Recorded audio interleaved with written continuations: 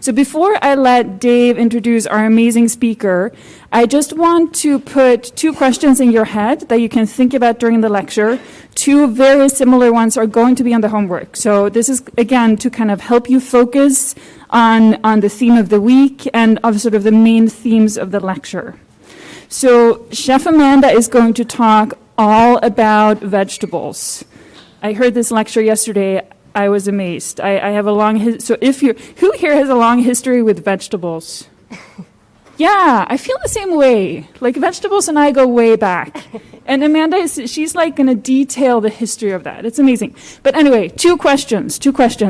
So during the lecture, I want you to pay attention to why are vegetables different to cook with than meat? What is it about vegetables that just make them different? And then the second question is, the theme of this week is diffusion. As you listen to her lecture, see if you can find examples of diffusion in the lecture.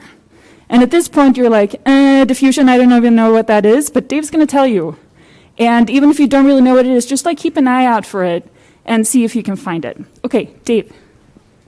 Okay, can I have the slides, please? I don't know about you guys, but I walked over here from my last class, and the weather is spectacular, right? It's beautiful. It's the best time of year around here, I think. Anyways, I'm really happy that you still didn't spend your time outside, but you came to class, because you're in for such a treat today, really, such a great treat. And so before I tell you about Amanda, who will provide the treat, let me tell you just a little bit about what we're going to talk about this week. Have a look at these foods. What's the first thing you think about them? You're hungry, right? They look good. Whoops, not too many veggies. But actually, I'd like you to look. This has nothing to do with the science theme. But I'd like you to look at this food here on the lower right. That's spherification. And why I want you to look at that actually is for a completely different reason. That has very much to do with this lecture. Now, let me come back to that in a minute.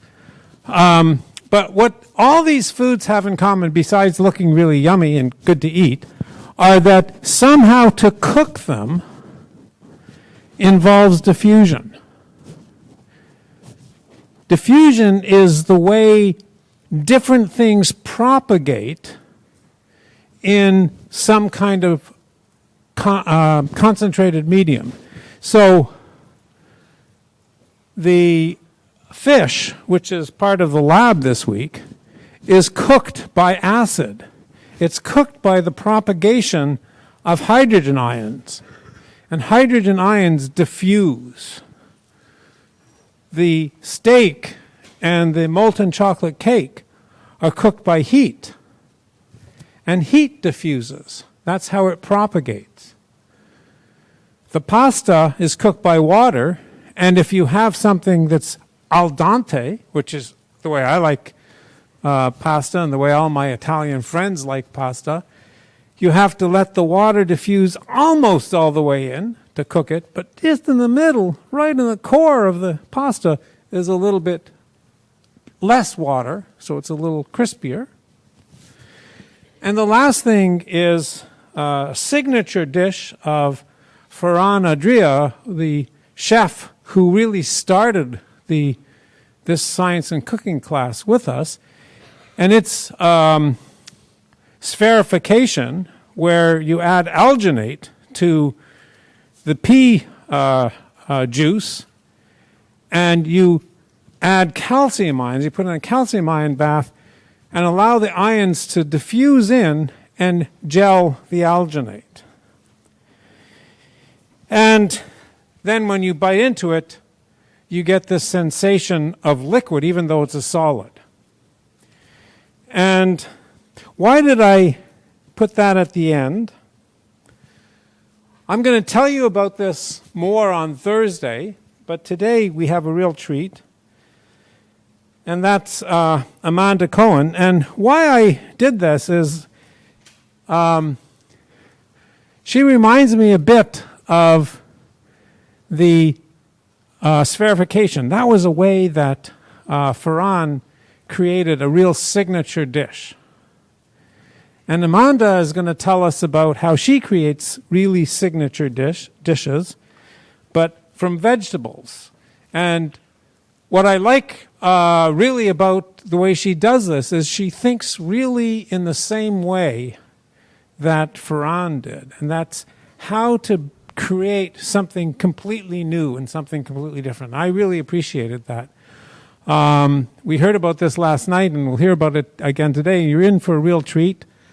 So Amanda, I learned she is sort of like me. She came from Canada originally and now lives in the U.S. But she's run Dirt Candy, a restaurant, for 13 years, she said. And she's going to tell us all about vegetables, and really a very warm welcome to Amanda.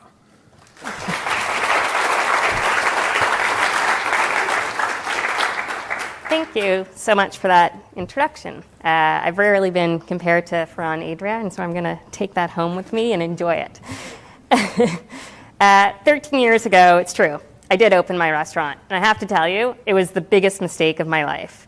Opening a restaurant is no joke, and I've been tethered to it for the past 13 years. It is called Dirt Candy, which is what I call vegetables. They're candy from the earth, hence Dirt Candy.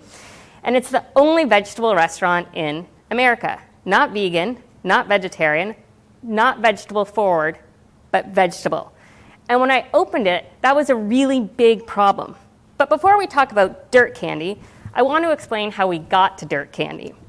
In the 2000s, the vegetarian landscape looked the same as it did in the 1990s, which looked the same as it did in the 1980s, which looked the same as it did in the 1970s. Vegetarian food in America came out of three movements. The first started at the turn of the century and was all about nut loaves and fig bromos and nuttolene. This was not food. It was food-like substances, and the blander they were, the better, because you didn't want to overexcite your digestive system.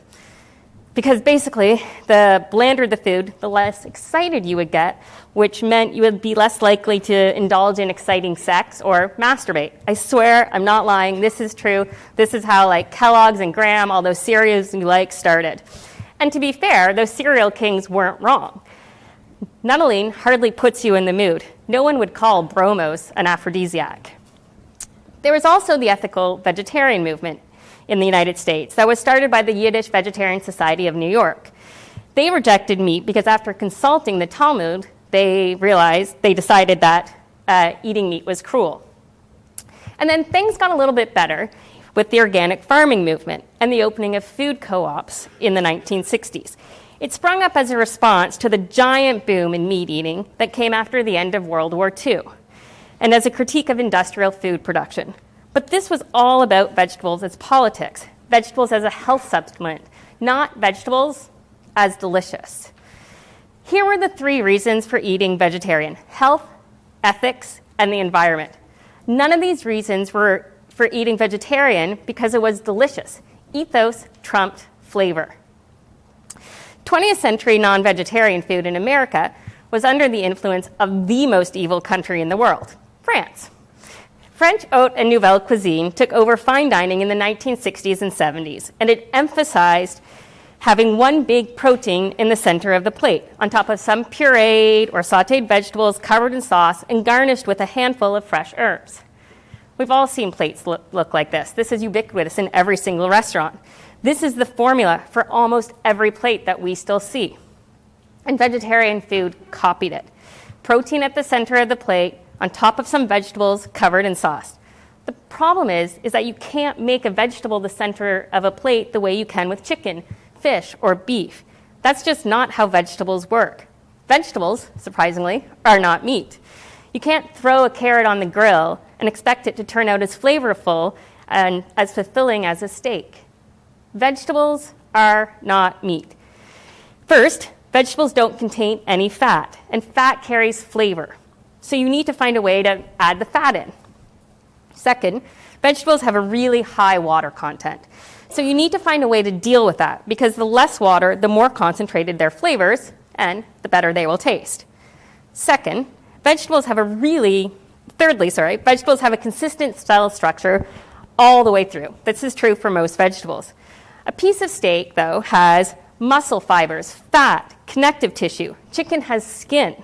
That makes each bite really different. But with vegetables, they're the same throughout.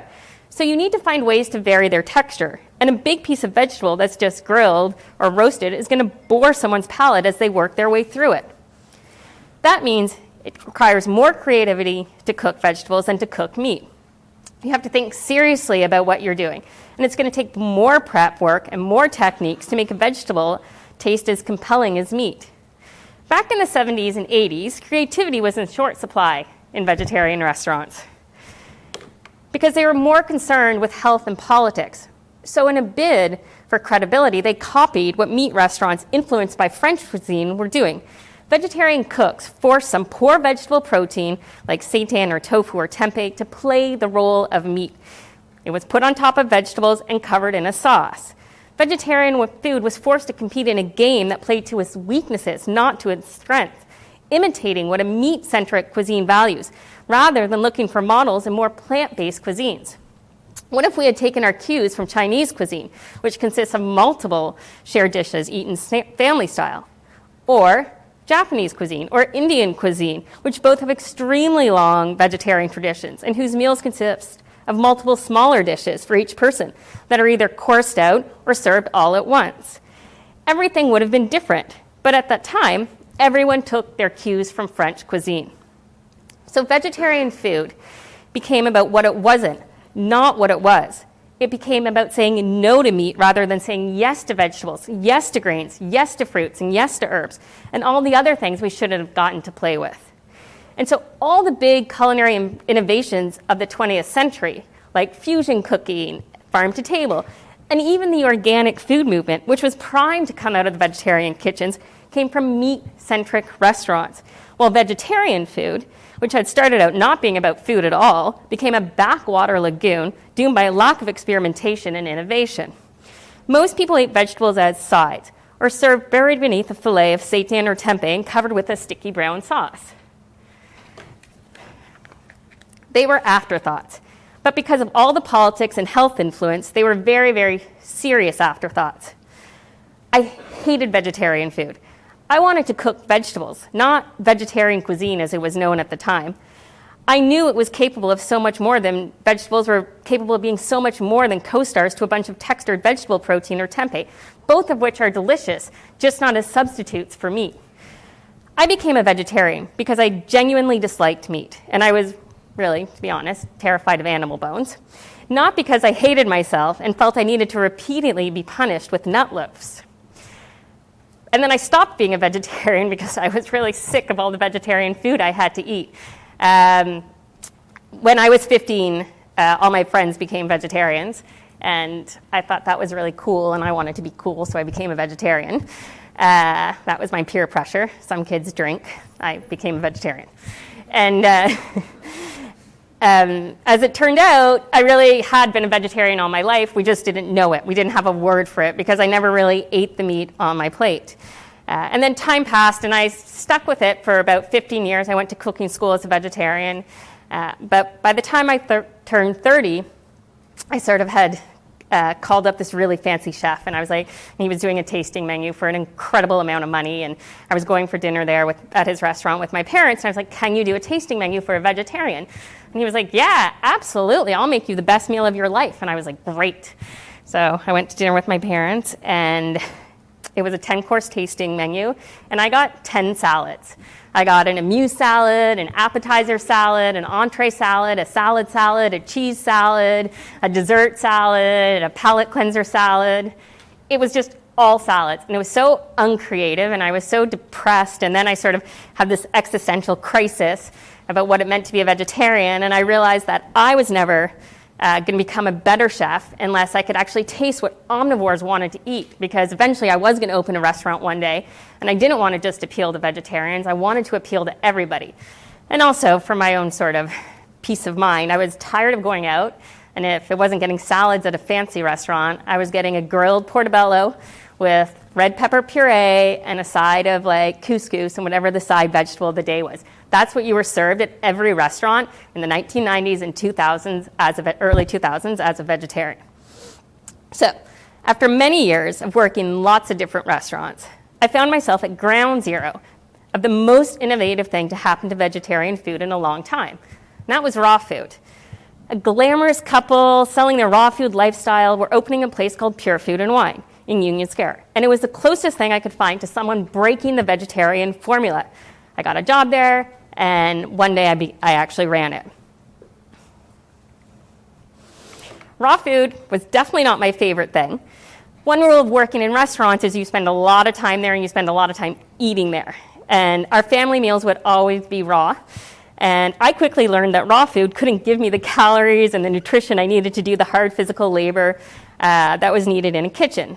By the end, I basically looked like a skeleton. And I swear this is true. I don't know why, but my eyebrows turned orange.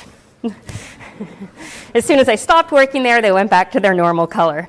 But I looked like a freak. But at least this was food that didn't imitate the French model. We got to do a lot of problem solving. We figured out how to make lasagna without using pasta or boiling water or heating anything over 118 degrees Fahrenheit. And I started to see all the opportunities to experiment. We made oyster mushroom scallops by punching out the center of sliced king oyster mushrooms. And every day at the end of prep, we'd have this big bowl of the rings that were left over from the centers. And instead of throwing them out, I thought they looked like calamari, and so I breaded them, dehydrated them. And the result were these chewy little rings that actually tasted great. They made people laugh. And it was the first time I realized you could have a sense of humor with food. Unfortunately, running a restaurant never seems to bring couples closer together, and after a year, the glamorous couple broke up. But I was so excited to eat hot food that I actually followed one of them to a short-lived restaurant called Heirloom. This was the first time I was able to make food my way. And given things like ovens and stoves and heats and pots and pans, I started trying to do things with vegetarian food that I didn't see anywhere else. I made sweet potato noodles and deep fried them into a nest, served on a bed of greens with lemon foam, and the waiters brought out a sous vide egg still in its shell. They would crack it tableside into the nest, and it melted into this delicious lemony egg and noodle dish. This was almost 20 years ago, when sous videing still seemed exotic, and people would get really tense when the waiter showed up with the egg, expecting it to be raw when they cracked it. And then they'd go crazy when a perfectly poached egg slid out of the shell. This dish had a sense of humor, and there was nothing uniquely vegetarian about it. Any chef could have served it in any restaurant, high-end restaurant, anywhere in town. It's the moment I learned that vegetables could be as high-end as meat. At the time, I was also under the influence of Chinese temple cooking. A lot of people think fake meat is a new invention. But thousands of years ago, Chinese Buddhist monks were mostly vegetarian, and they lived off charity. When their rich patrons came to eat, the monks wanted to put them in a good mood, but the ones who were vegetarian didn't want to violate their vows by serving meat. So they created mock meat out of soy and gluten. However, and this is really important, these dishes weren't supposed to taste like meat. They were supposed to showcase their talent by tricking the diner into seeing one thing, but tasting another. It looked like a pig, but it tasted like a pumpkin. After university, I moved to Hong Kong. And while I was there, I ate at a lot of Chinese Buddhist vegetarian restaurants. And I was fascinated. I wanted to do exactly what those temple cooks were doing. So at Heirloom, I took 3 kinds of mushrooms and cooked them each a different way, like what you would do with a piece of fish or like bouillabaisse. And I called it the seafood trio. That's Chinese vegetarian cuisine. I skipped a slide. That's the seafood trio. Then I made a broth out of saffron and seaweed that was really briny and savory and poured it over them. Wylie Dufresne was being praised for his molecular gastronomy at the time. And if he could make a fake egg out of cauliflower and be called playful, why couldn't I make fake fish out of mushrooms and be called playful? Instead, people were outraged. Critics said I was ripping off meat, and the mushrooms could never be fish, and that my dish was a failure. Vegetables were serious. They were not allowed to be fun. I couldn't make people laugh at them because they were about health and wellness, not about being delicious. They were about sincere hippies tilling the soil. They couldn't be beautiful, and that just wasn't for me. I didn't want to promote a political or health agenda with my food. My food wasn't about animal rights or your colon or what you ate at your last meal. I'm not trying to make your skin clearer or your energy levels higher. I mean, I do, but that's a side effect. All I ever wanted to do was cook vegetables. I wanted to push them further than they've gone before. I wanted to make them taste unlike anything you've ever eaten. I wanted to turn them from the boring things on the side of the plate into superstars. And then I got pushed out of the heirloom. You're all young, but one day this might happen to you. Did I quit or was I fired? It's really sort of up in the air still 25 years later. I know I said, I'm leaving, and they said, no, you're fired. And I was like, no, I quit. And they said, you're fired. So maybe one day you'll be able to use this term. I say I was quit fired. At the time, I had no job prospects. I had no job, no prospects, and no one wanted to cook vegetables the way I did. So I figured I'd have to do it myself. I scraped together all the money I could find, and I opened Dirt Candy. It was 350 square feet, and that was including the kitchen. We could seat 18 people, and all our storage had to fit into an 80 square foot basement. We only had room for 8 cases of wine, so our wine list had 8 bottles on it. But the low overhead gave me the freedom to experiment, and I needed to experiment because while I knew sort of what I wanted to do, I didn't really know what I wanted to do. I needed to figure out what cooking vegetables and making them the center of the plate actually meant. So we began to experiment. This is the portobello mushroom mousse, and this dish has actually been on the menu the entire time we've been open. We've never taken it off, so it's 13 years old. But this was the dish that put us on the map. It was the first time vegetarian food was considered luxurious and sensual and decadent. It was as exciting to eat the mousse as it was to eat foie gras. And actually, this mousse was entered into a competition that PETA was having for the best fake foie gras that somebody could make. And of course, it won because it's delicious.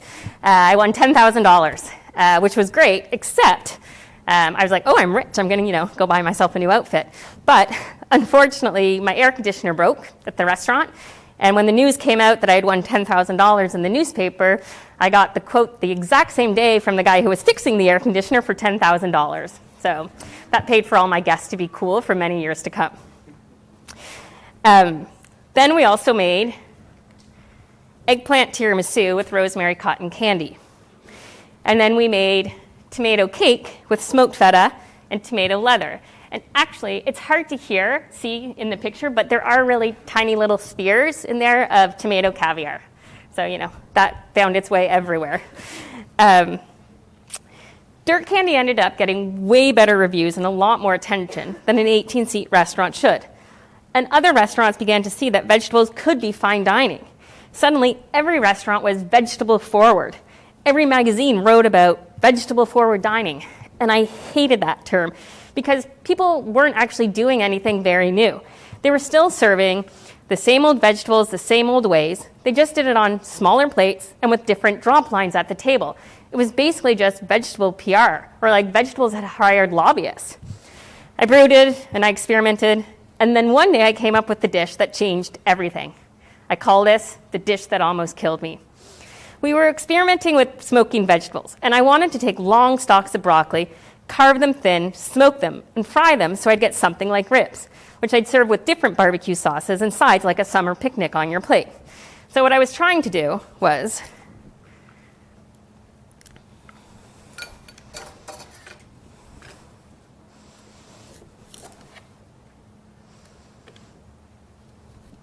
I'm getting rid of all the tough outside.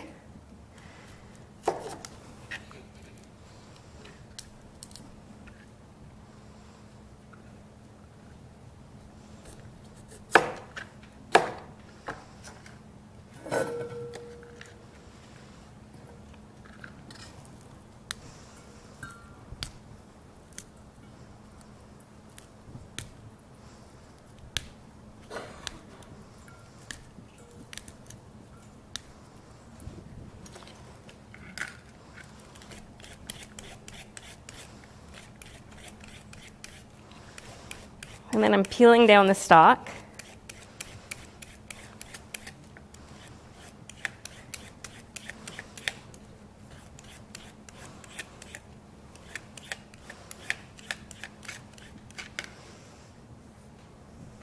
So this is what we had, which is a totally different way of looking at broccoli, right? It's a lot more stem than floret, obviously. And once I figured out I could do this, I was like, oh, there's so much to play with. And so, sticking with the barbecue theme, I tried to make my barbecue plate. So that was the first version of this dish. It was definitely not working, although I still think it looks kind of cool. We tried a lot of different versions of it. It just was weird. And so no matter what I did, this dish was not working. I banged my head against it for 4 months, making over like 40 variations, until one day in frustration, and by frustration I mean I had a temper tantrum, I grabbed some of the broccoli, stuck it in a piece of bread, and said, oh, look, it's a stupid broccoli hot dog. Then I threw it in the garbage, and I also swept everything that was on the counter into the garbage. My sous chef looked at it, sitting there on top of the garbage, and said, oh, wow, that's pretty cool. And then they gingerly picked it out, as well as all the plates and knives and containers that I'd put in the garbage. And you know what? She was right. It actually did look cool. That's the broccoli hot dog. So 2 weeks later, this dish landed on the menu. It's smoked and grilled broccoli hot dogs in a homemade bun, served with slow-cooked broccoli puree, homemade broccoli raw oil, and a South Carolina mustard sauce, topped with micro broccoli greens, as well as broccoli rabe salt and vinegar chips. It didn't come off for over a decade. After that, I realized 2 things. One was that every single one of my dishes would be based around a single vegetable, in as many different forms as I could find. Second, that dish changed when I chopped and cooked the broccoli differently. We're used to eating broccoli in florets, but when you trim it so that most of what you eat is the stalk, you get a totally different flavor. It's nutty and juicy and bright. And then instead of frying them, because we've all had fried broccoli, I simply smoked them. People assume they know how a vegetable tastes. So when they see a fried or steamed broccoli floret for the 500th time, their palate makes up its mind about what it's going to taste like before it even tastes it. By changing the look of the broccoli and changing how I cooked it, people's palates took it on as something new and tasted what was actually there, not what anticipated being there. And that changes everything. Of course, not every experiment works out. I really wanted to make broccoli bread or broccoli rolls to go with this dish. And we kept trying to make the rolls with the broccoli juice, and it just wasn't working. We got the color to hold, but the broccoli juice kept breaking down the gluten strands. So instead of making broccoli bread, we just made actually like crumbly broccoli cake. And I'm ashamed of this, but I had an intern who was with me for 4 weeks, and every single day of those 4 weeks, she had to make those broccoli buns. I know. I don't think she looks back on her time at Dirt Candy fondly, and she probably never eats broccoli again.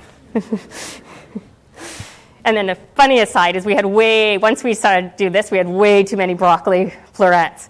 Like we couldn't eat enough of them because we were going through maybe like 60 of these stalks a day, right? Because we were serving 30 orders.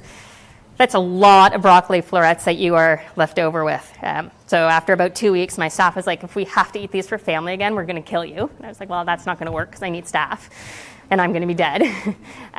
So then we started giving them to restaurants in the neighborhood. And eventually they were like, we don't want any more of your broccoli. Then we went back to eating it for family, and my staff was like, we're going to quit. And then I just put an ad out on Craigslist. And I was like, if you want free broccoli, come by the restaurant, and every day at 4 o'clock. And that's how we got rid of our broccoli florets. Then we kept experimenting with other things. I really wanted to experiment with kale. It was sort of the it vegetable at the time. And, it was a superfood. Kale salads and roasted kale were in every menu in town. But that was really treating it like a texture and not a flavor.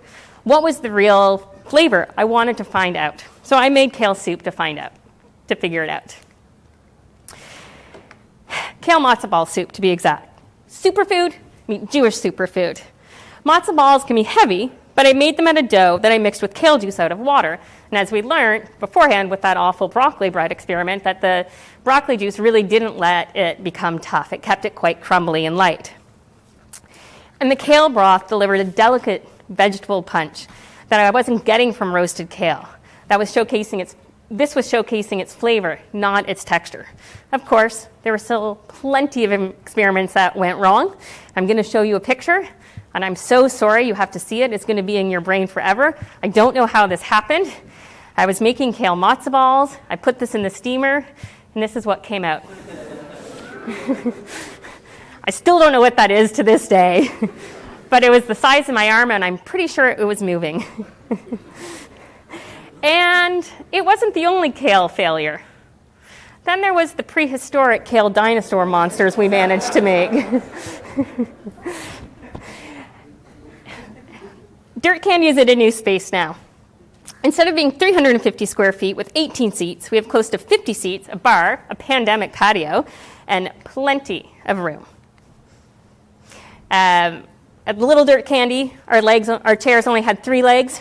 It was all that could fit in the dining room to push the chairs underneath the tables. There's a reason that 3-legged chairs didn't really take off. They're really, really unsafe. So for me, the most exciting thing about moving to the bigger dining room was I didn't have to panic every time somebody sat down that they were immediately going to fall off and I was going to have to accuse them of being drunk. At this restaurant, we have a huge wine list that only serves wine by female winemakers, a bar program where every single cocktail is made with vegetables, like popcorn old fashioned, where we infuse bourbon with popcorn. But every single dish still revolves around one single vegetable, and every vegetable has so much to offer. Let's look at carrots. People usually chop carrots or grate them, serve them raw or roasted, but we're able to turn them into steamed carrot buns with carrot hoisin sauce, carrot gnocchi in a carrot broth with pickled and roasted yellow and white carrots, carrot pizza with purple carrot pepperoni and a carrot marinara sauce and carrot juice in the crust. And at the restaurant right now, we're serving it with micro carrot greens. Carrot crepes with carrot jam, carrot burgers, Nashville hot carrot dogs with pickled carrots, carrot waffles with a carrot mole sauce, carrot granola with carrot jam again and candied carrots, carrot risotto, and finally, carrot meringue pie. Let's talk about cucumbers.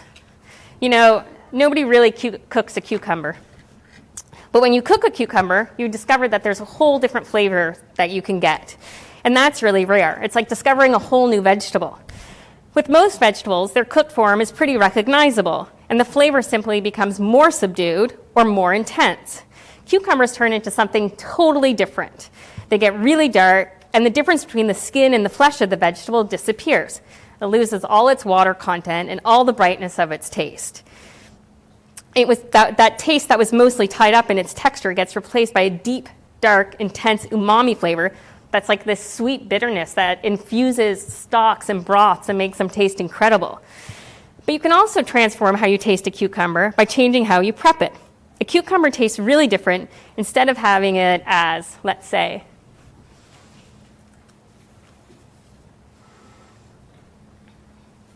you know, this is how most people are used to eating it.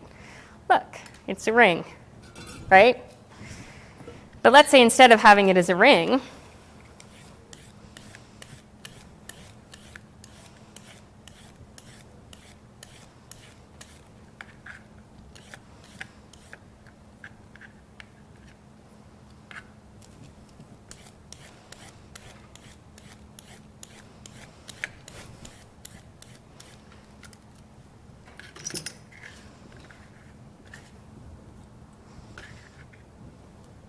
you have it as a ball.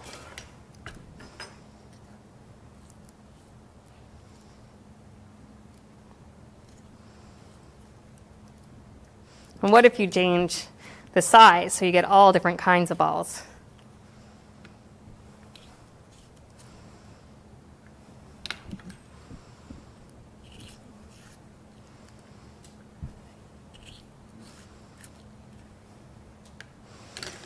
even teeny tiny little balls, which is a nightmare if you work for me and I ask for 4 cups of these a day. Yeah, no joke.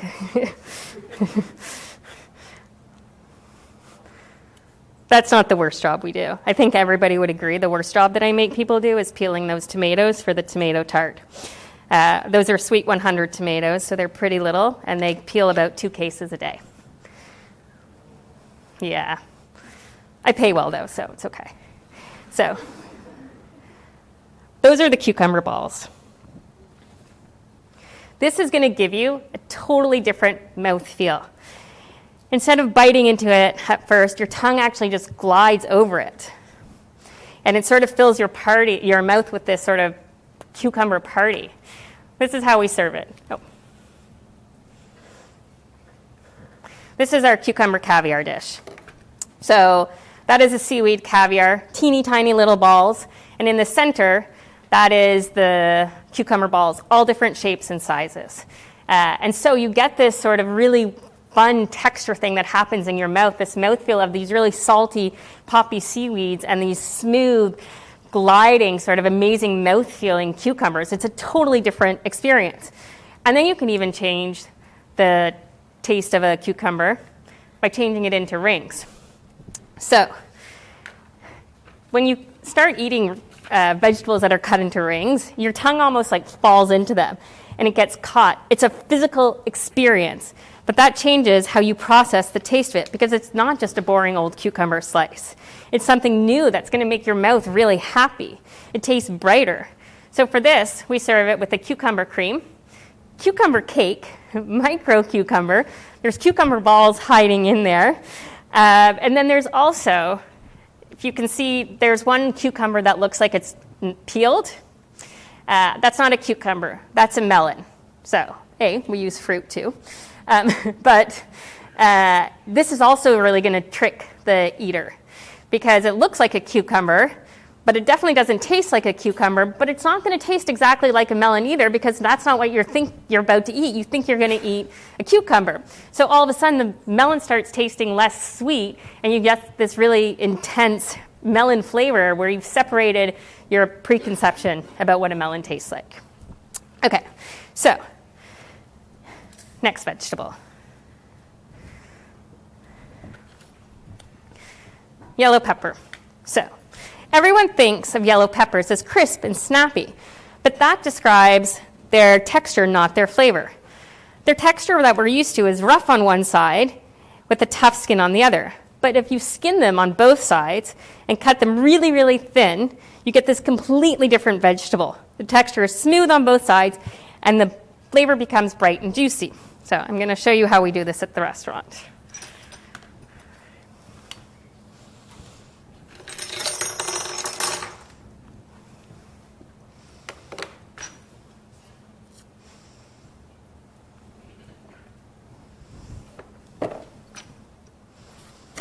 I'm going to cut off the top.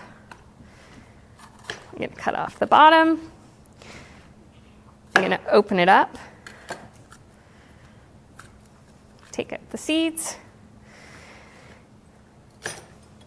And then I'm going to square it off.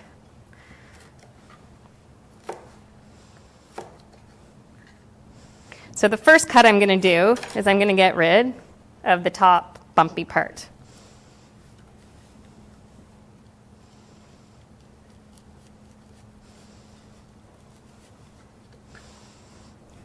So now we have a really, really thin, a really smooth side. I'm going to take my knife again, and as thin as I can, I'm going to go under the skin, under the flesh. And I don't know if you can see, but you can see through my knife you can see through the pepper as I'm cutting it. So that it looks like that. And then I'm going to do that as many times as I can before I get to the skin.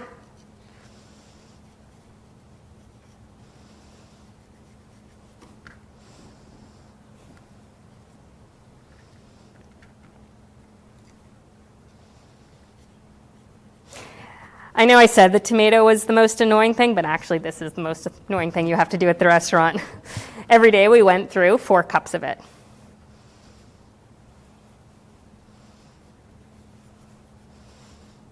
And I've barely made like a teaspoon. But this completely changes the yellow pepper. I'm going to show you on a slide so you can all see a bit better.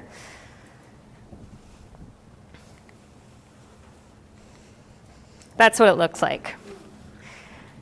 I think this is incredibly beautiful. And when I put this up on Instagram, everybody tried to guess what vegetable it was, and not a single person guessed that it was the flesh or the meat of a yellow pepper. So you look at it and you have no idea what it is, and it totally, again, changes your notion of what the vegetable can be.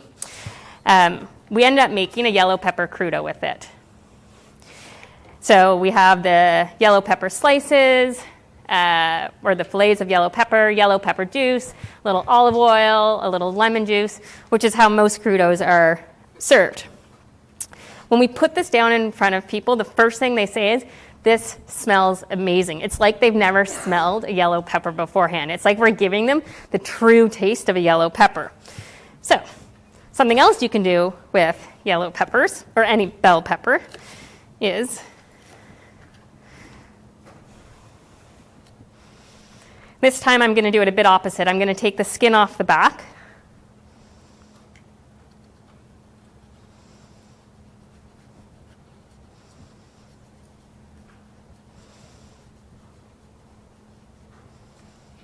I want it to be smooth on both sides again.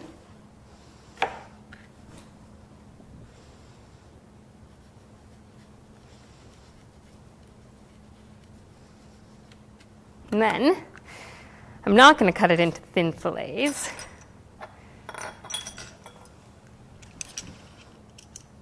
Instead, I'm going to cut it into rings. So this is how we do it. The big one and the smaller one.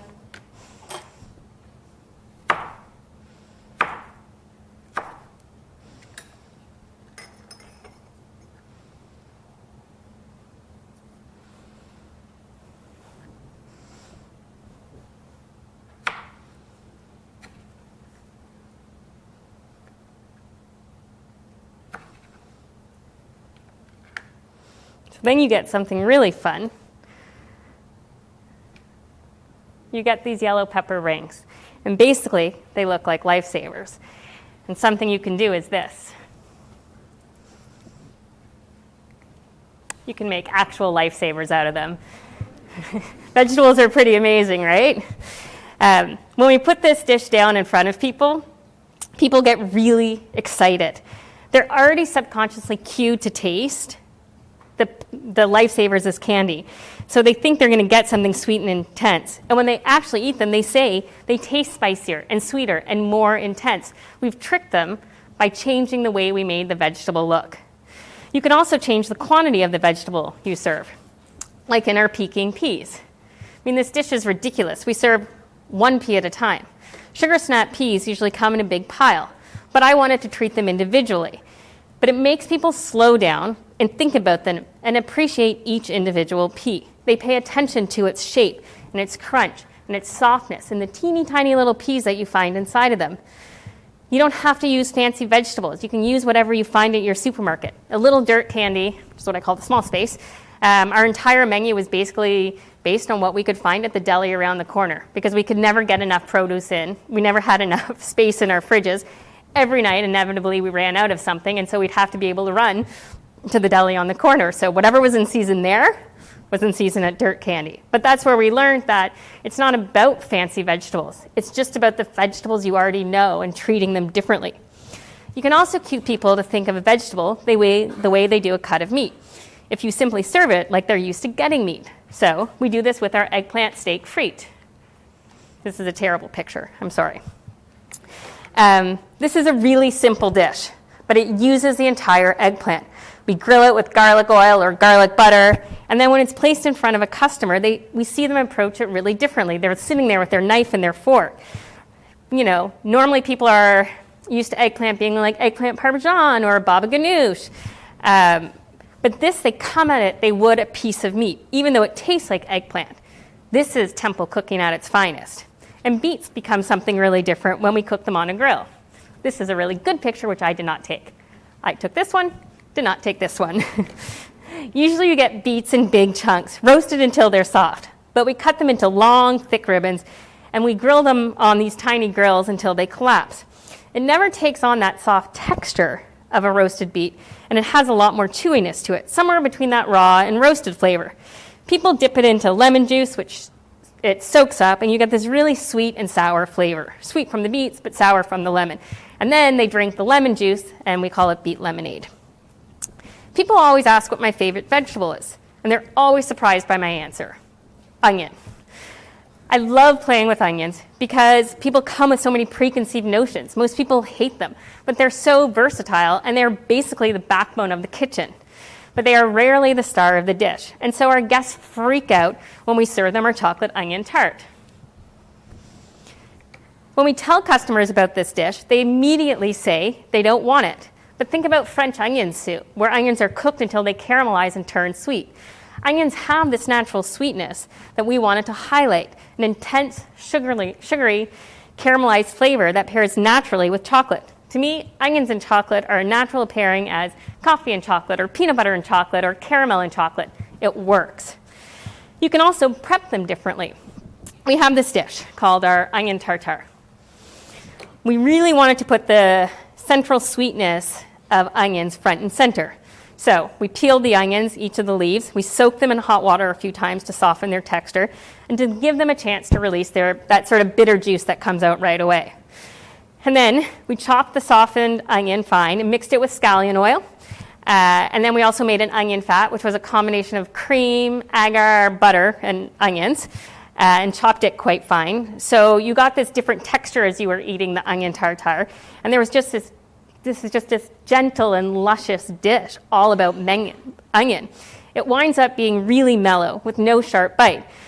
When you're cooking an onion and it hits the pan and it releases that first intoxicating smell, that's what we capture in this dish. Everyone thinks they know what a vegetable tastes like. They've been told they're good for them for so long, they're bored with them before they even hit their plate.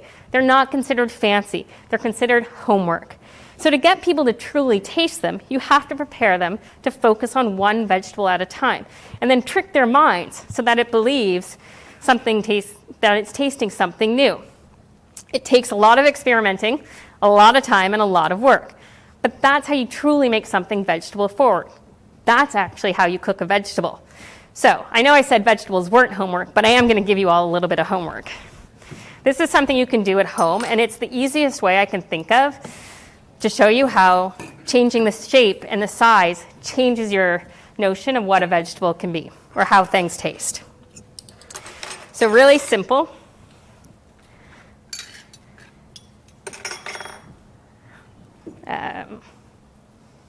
Can start with this.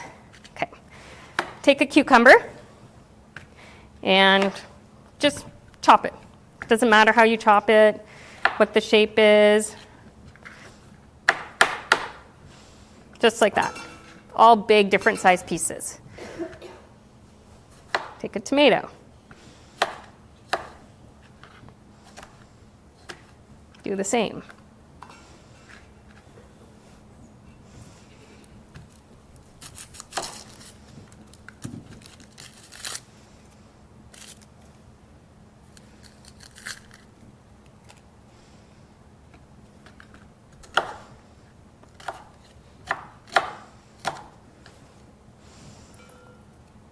Mix it all together, and then imagine eating this, although you should go home and try this.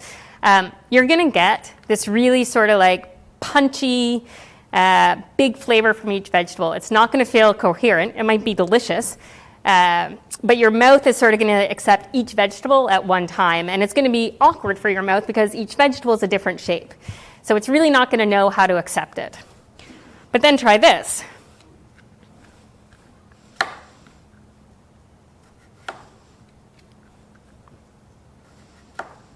This time we're going to cut the vegetables a little bit smaller, but we're going to make them all the same shape and all the same size.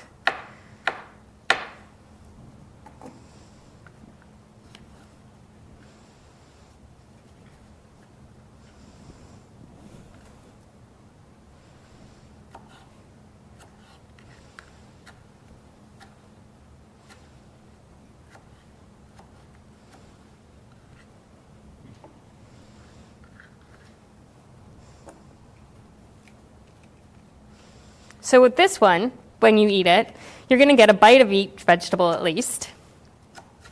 And it's going to feel more unified, like it's one dish. But you're still going to get the individual taste of each vegetable.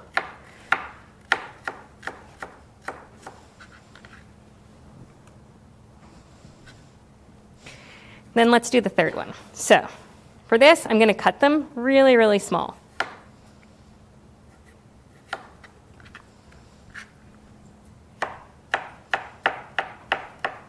This is what we call a brunoise.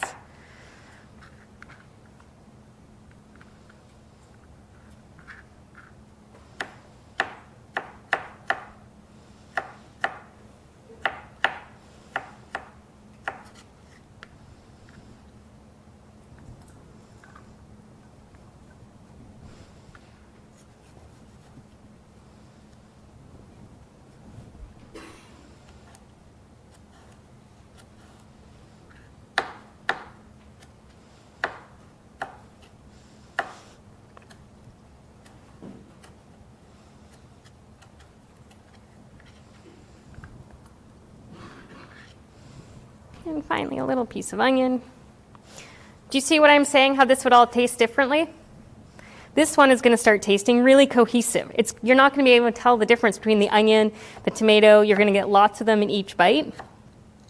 It's going to taste like one unified moment in your mouth. Whereas this one, it's going to be like some sort of like party that you don't understand. And each bite is going to taste really different.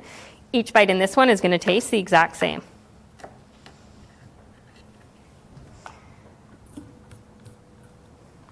Same vegetables, but all I did was cut them differently. That's my lecture. Thank you all.